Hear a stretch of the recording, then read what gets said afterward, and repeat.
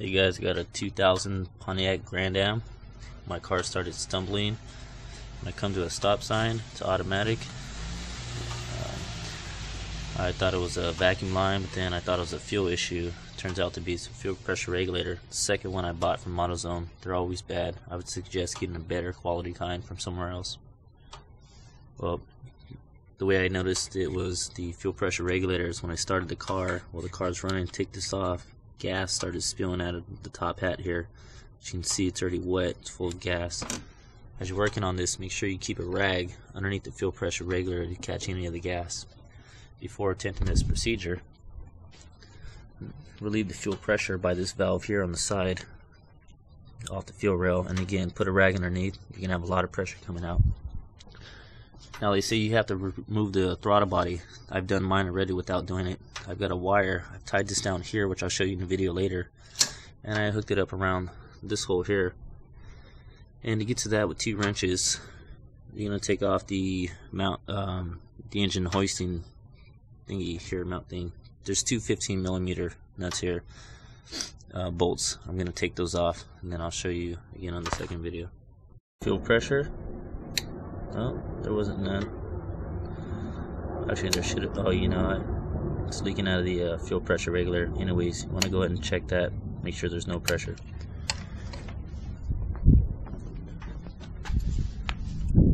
I removed the PCV valve, which was here, and I'm gonna take these 2 nuts off. And on the other video, I'm doing little parts of this at a time. I'm gonna let you know what sizes you're actually gonna need. Instead of tying it up here with the wire, I tied it up here, from here to, as you can see, from here, and just wrap it around just so it doesn't get loose. I'm going to move some of your vacuum lines out of the way, and it's a good idea to check for any cracks or kinks. So I took this vacuum line off on top. You just get that out of the way. You need a Torx bit. It's going to go in through here, but before you take this Torx bit off, you really want to break these nuts loose. They're kind of tight. Sometimes if you can't break it loose, tighten them and then untighten them. They're non-reverse thread, so they're regular. Okay, 15mm bolt. Go ahead and start breaking these loose. Once you get it loose enough, you can actually use your finger. Careful not to drop it down once it starts getting loose. I've done that before. It was a pain to get it out. You would need a magnet to actually extract it.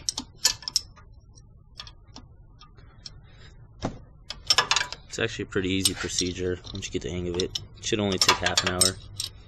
First time I did it, took me about an hour. I had to find out what tools I actually needed. As I said, it's loose, so I can do it with my hand now.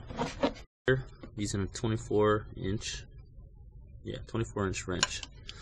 And mine's already loose, so I'm not going to have to use 2 wrenches and get one up here. Ideally, it would look something like this. We're using 2 wrenches at a time. Once you get that off, the last bolt you're going to take off is going to be the Torx screw here. Okay, so the size I'm using is a Torx 30 T30. Okay, go ahead and start moving this one. It's pretty loose, so I'm just going to take the bit off the ratchet and do it by hand. Kind of hard to use my phone at the same time, but it is what it is. Do what you gotta do. Again, I'm doing this without a rag on the bottom, but I know once I take the regulator off the fuel rail on the bottom, it's gonna spill some gas, so I'm gonna go ahead and put a rag on there. That'll be my next step. It's on here, so you want to pry out just a little bit. Once that screws off, you're going to pry out. You might even spill some gas. Remember, safety comes first. Always wear safety goggles. Always disconnect your battery before attempting these procedures.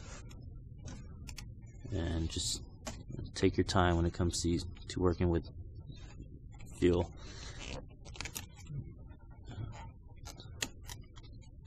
Well, I'm actually using a very tiny flathead. I should be using a bigger one. And I think that's just what I'm going to do. I'm going to go get a bigger one. Maybe not. It's coming.